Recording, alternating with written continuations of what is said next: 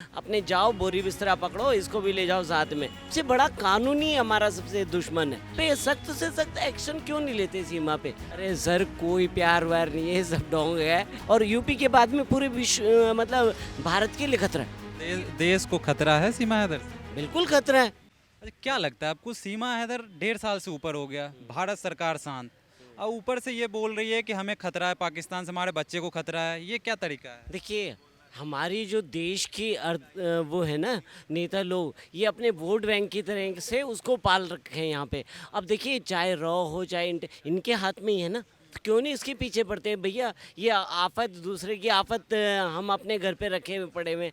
देखा ना हमारे देश से गई थी, उसका क्या हाल वो कर दिया उन्होंने हैं। तो वो कहते हैं दूर के ढोल सुहाने होते हैं, और जब सामने हकीकत आती है तो बहुत डेंजर होती है। तो क्या पता उसका भाई भी आर्मी में है, तो आर्मी में है तो भैया उसको यहाँ रखने की क्या ज़रूरत है?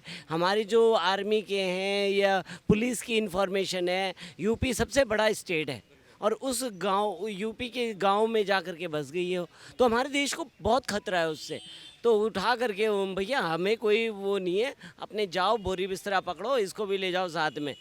जो सचिन उसे रखा है उसका क्या करना चाहिए? क्योंकि इलीगल बोला जाता है ना कानून में कि साथ देने वाला भी उतना ही भागीदारी हो। बिल्कुल बिल्कुल, सचिन को भी अंदर करो भाई। उससे जब उगलाना शुरू करोगे तो सारी चीज़ें सारे राज खुलना शुरू हो जाएंगे।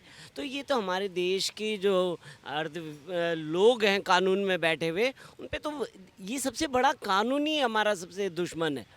अगर ये कानून बदला जा रहा है, इसीलिए बदला जा रहा है। 3 तलाक के उसमें बदल दिया ना अब, कि 3 तलाक किस तरह से है। और आपको उसको जैसे सरिया में चलता है, हमारे यहाँ पे तो देता है आपको भत्ता मिलेगा। मतलब महिला को अगर कोई आदमी तलाक देता है तो उसका और उसके परिवार को आपको वो देना पड़ेगा, भत्ता देना पड़ेगा। तो इसी तरह से कल को ये सारी चीज़ें क्या होती है, डेंजर जोन में है।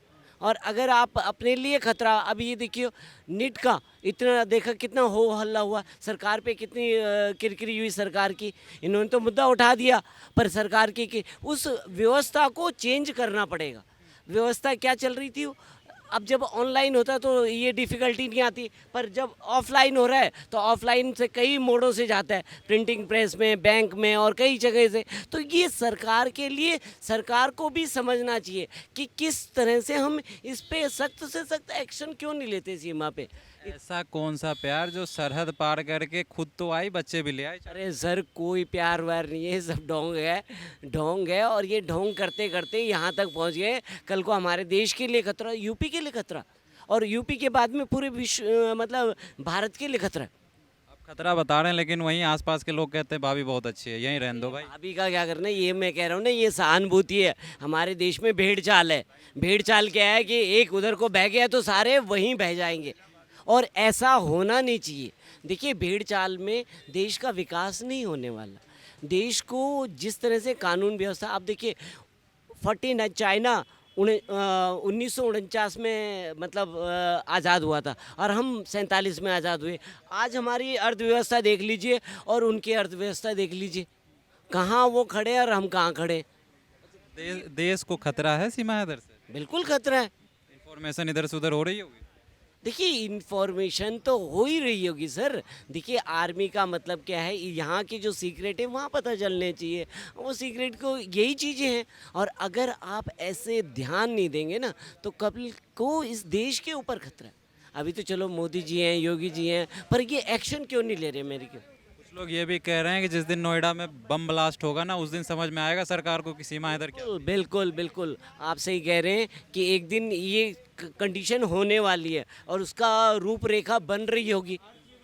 इस उसके रूपरेखा बन रही होगी, और वो रूपरेखा ऐसी ही होती है, पहले सबको अपने फेवर में ले लो और उसके बाद में ब्लास्ट कर दो, ब्लास्ट कर दो।